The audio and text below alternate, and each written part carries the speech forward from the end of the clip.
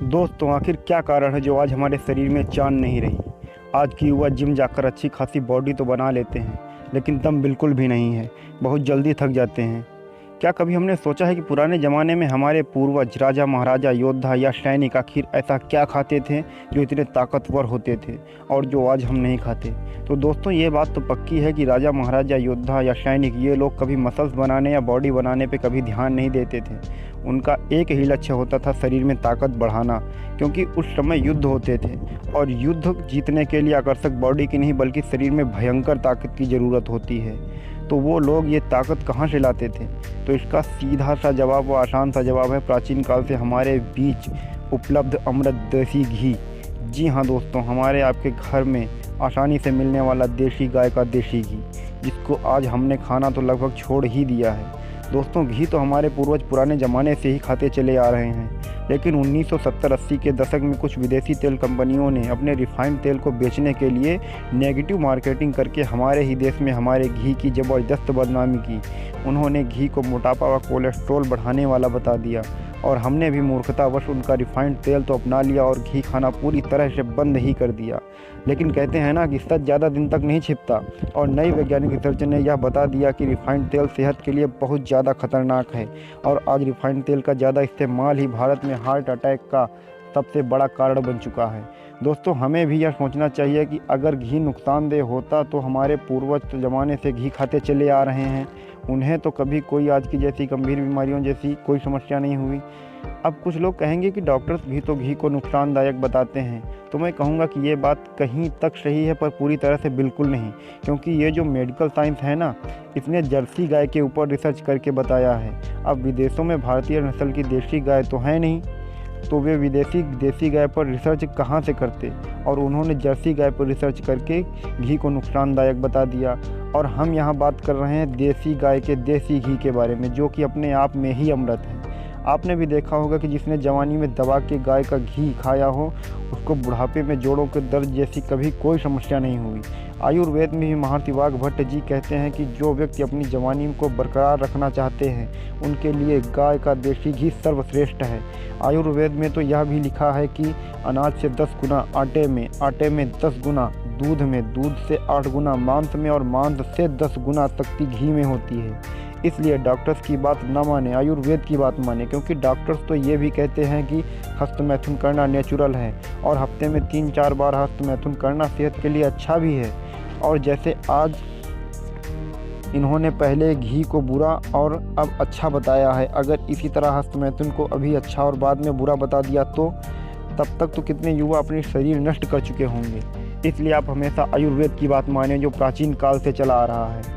और एक बात तो आपको पता ही होगी कि मानव शरीर में वीर्य ही सब कुछ है। अगर आपने वीर्य बचा लिया यानी इकट्ठा कर लिया, तो आपके शरीर में जो भयंकर ताकत होगी कि आप अंदाज़ा भी नहीं लगा सकते। अब बात आती है कि जिन्होंने अपना वीर्य हस्तमैथुन करके नष्ट कर लिया हो तो वो क्या करें? तो उनके लिए आसान सा जवाब है कि देसी घी खाएं।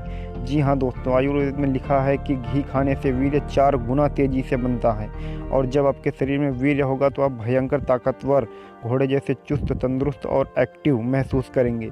आपका चेहरा खिला खिला होगा, चेहरे पर कांति होगी। दोस्तों, घी हमारे दिमाग को शांत रखता है और घी दिमाग को तेज रखने में बहुत मदद करता है। जो लोग कंप्यूटर पर या कागजी लिखा पढ़ी का काम यानी दिमागी काम करते हैं, तो उनके लिए घी अवश्य खाना चाहिए। यह आँखों की कमजोरी, आँखों की जलन को ख़त्म करके आँखों की रोशनी को ज़बरदस्त कर देता है।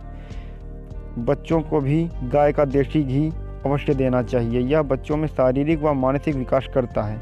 घी हमारे शरीर की रोग प्रतिरोधक क्षमता को इतना बढ़ाता है कि कई बीमारियां हमारे पास भटक भी नहीं सकती। घी कई पोषक तत्वों से भरपूर होता है और गाय का देसी घी तो सबसे ज़्यादा फायदेमंद होता है। इसलिए यह कोलेस्ट्रॉल को बढ़ाने का नहीं बल्कि घटाने का काम करता है। गाय के घी में फाइबर की मात्रा सबसे ज़्यादा होती है। इसमें मौजूद चिकनाई हमारे शरीर में जमा गंदगी को बाहर निकालने का काम करती है, जिसकी वजह से शरीर में जमा चर्बी धीरे धीरे ख़त्म हो जाती है। दोस्तों, घी हमारे शरीर में कोलेस्ट्रॉल को बैलेंस्ड रखता है, यानी जिनका वज़न कम है तो घी उनका वज़न बढ़ाएगा और जिनका वज़न कम है तो घी उनका वज़न घटाने का काम करेगा। ब्रह्मांड में कुछ ही ऐसी चीज़ें हैं जिनकी कोई एक्सपायरी डेट नहीं होती, और घी के बारे में कहें तो घी एक ऐसा प्रकृति का वरदान है कि यह जितना पुराना होता है उतना ही अधिक अच्छा व फायदेमंद होता जाता है।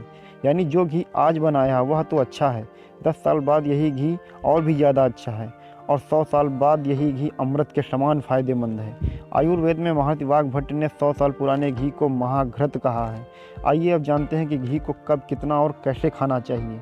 दोस्तों, अब घी के इतने फ़ायदे जानने के बाद आप ये न करने लग जाना कि आप दवा के बहुत अधिक मात्रा में घी का सेवन करने लगें, क्योंकि अगर किसी भी चीज़ को खाने का सही तरीका व मात्रा न पता हो तो वह नुकसान ही करती है और फिर यहाँ हमें घी को खाने से ज़्यादा घी पचाने पर ध्यान देना होगा।